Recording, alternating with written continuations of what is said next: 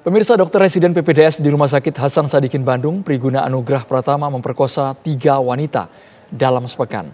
2 korban wanita adalah pasien yang sedang dirawat di Rumah Sakit Hasan Sadikin. Sementara 1 korban lagi adalah seorang wanita yang sedang menunggu orang tuanya dirawat. Korban saat ini dalam kondisi trauma.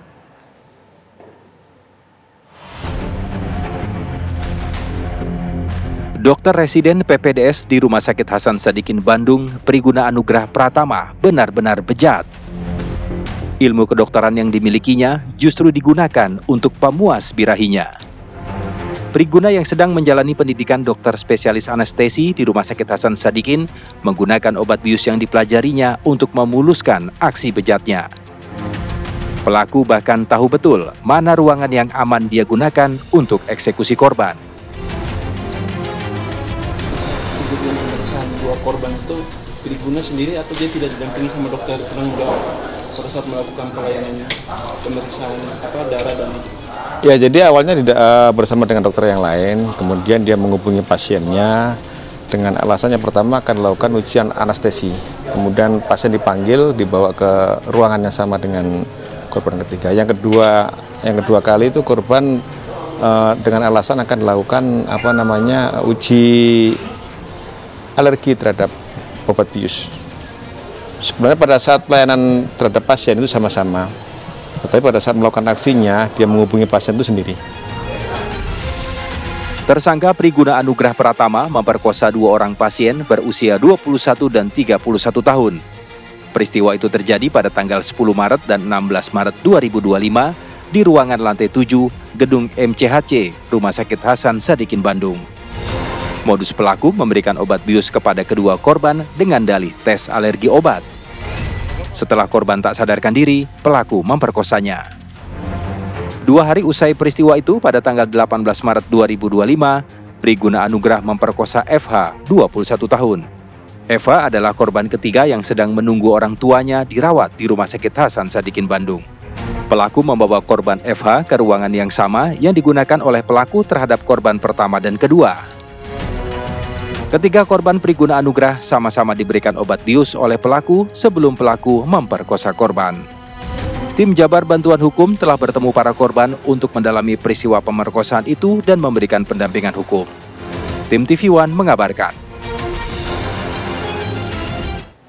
Pemirsa, ulah bejat calon dokter anestesi pengguna Priguna Anugrah Pratama di Rumah Sakit Hasan Sadikin Bandung menyita perhatian publik. Priguna berikan obat bius kepada 3 korban sebelum memperkosanya.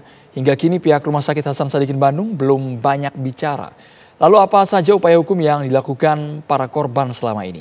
Untuk membahasnya sudah bergabung bersama saya yakni kuasa hukum korban perkosaan, Kang Debi Agus Priyansa. Kang Debi, kami ingin konfirmasi sebenarnya.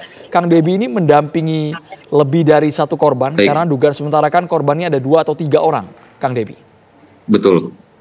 Untuk saat ini kami mewakili dari pihak FH 1 orang.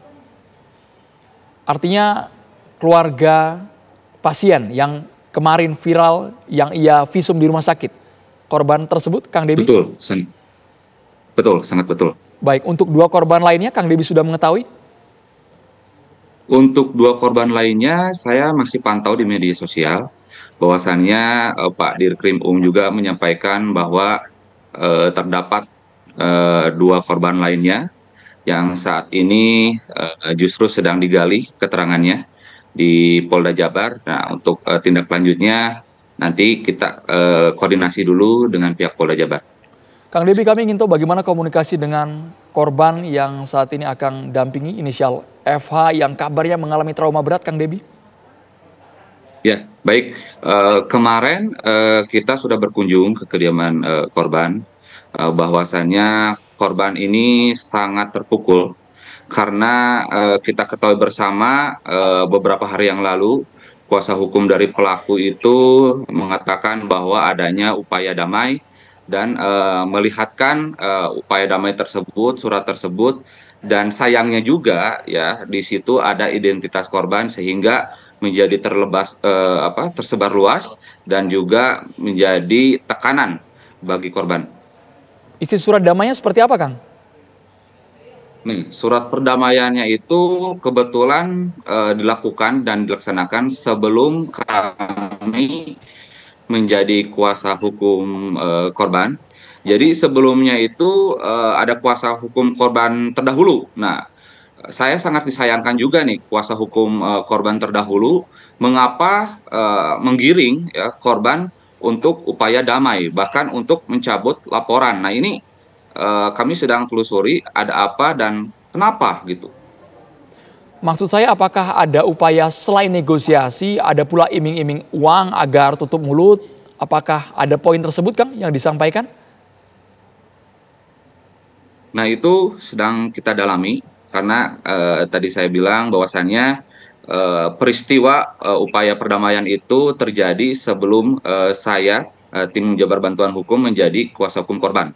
Jadi kuasa hukum terdahululah yang lebih tahu secara detail. Nah, terkait akta perdamaian atau surat perdamaian itu yang diutarakan oleh kuasa hukum pelaku, nah seyogyanya pasal 23 Undang-Undang TPKS itu sangat jelas bahwa tidak ada upaya hukum lain bagi pelaku tindak pidana kekerasan seksual. Dan dari korban Eva pun tidak mau damai sama sekali kan Kang? Sejauh ini Kang? Sejauh ini tidak, sangat tidak. Baik, kami ingin tahu Kang bagaimana kondisi psikologi dari korban, kondisi fisiknya, kemudian kabarnya juga orang tua dari korban sudah meninggal dunia kala menjalani operasi di RSAS. Kang Debi. Iya, betul.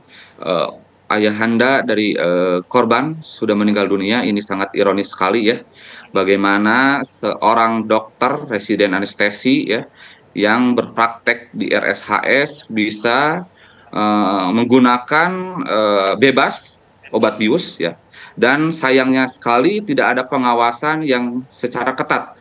Itu kan dari lantai 1 ke lantai 7 seyogyanya ada CCTV yang dimiliki oleh rumah sakit, tapi ini kan tidak ada yang memonitor CCTV tersebut. Harusnya kan itu tugas pengamanan yang ada di RSHS. Nah, ini sangat disayangkan sekali.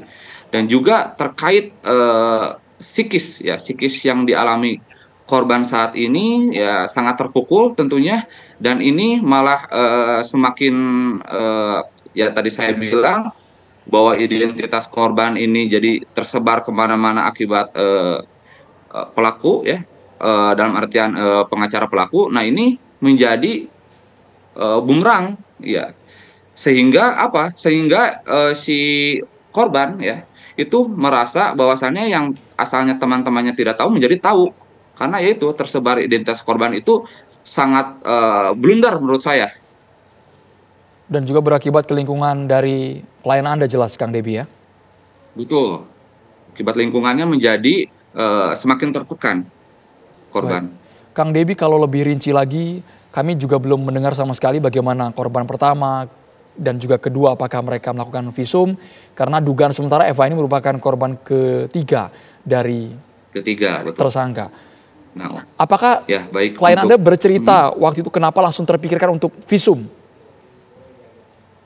Nah, terpikir visum itu tuh diminta awal mulanya gini, si korban ini kan karena ayahnya sedang sakit ya, jadi bujuk rayu si dokter ini untuk mengajak korban ke lantai 7. Nah, di lantai 7 itu kan dibius. Setelah dibius, korban pukul 3 kalau nggak salah 3.30 paginya korban mulai sadar dari biusnya, lalu turun ke lantai 1 menemui keluarganya.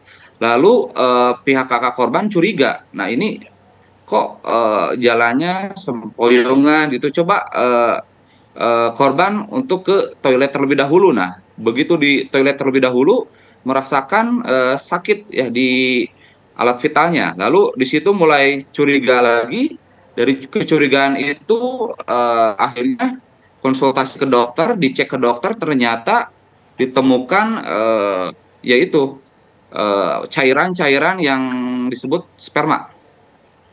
Baik. Kemudian ada kabar yang menyebutkan ada juga perlakuan yang tidak mengenakan. Ini dugaan sementara ya Kang Debi ya. Dari security ada perkataan yang kasar yang diterima oleh klien Anda. Apakah itu betul Kang agar tidak jadi fitnah juga? Nih, kami juga mendengar bahwasannya ada pihak security ya yang berbicara tidak pantas ya. Kalau misalnya nanti kita terbukti ya ada saksi melihat dan bagaimana, tentunya kami akan melaporkan hal tersebut juga karena ini kan berarti adanya kekerasan secara verbal ya. Udahnya mentalnya sudah kena, fisiknya sudah kena, verbal pun ya yang dikatakan security itu bakal kena ke korban. Baik, mungkin dari klien Anda harapannya seperti apa setelah jalur hukum sudah ditempuh, Kang Debi? Baik, dari kami kuasa hukum tentunya kami akan sekarang kan penerapan pasalnya itu pasal 6 huruf C angka Undang-Undang TPKS ya, di mana penjaranya itu 12 tahun. Nah, kami akan mendorong ya ada upaya penambahan hukum lain ya 1/3 sebagaimana pasal 15 huruf B Undang-Undang TPKS bagi pelaku untuk dokter tenaga medis itu bisa ditambah 1/3. Jadi kalau misalnya 12 tahun penjara ditambah 1/3 menjadi 16 tahun penjara masa hukumannya. Terima kasih banyak kuasa hukum dari FH, korban perkosaan dokter residen di Rumah Sakit Hasan Sadikin Bandung, Kang Debi Agus Priyansa sudah bergabung di Kabar Petang. Terima kasih.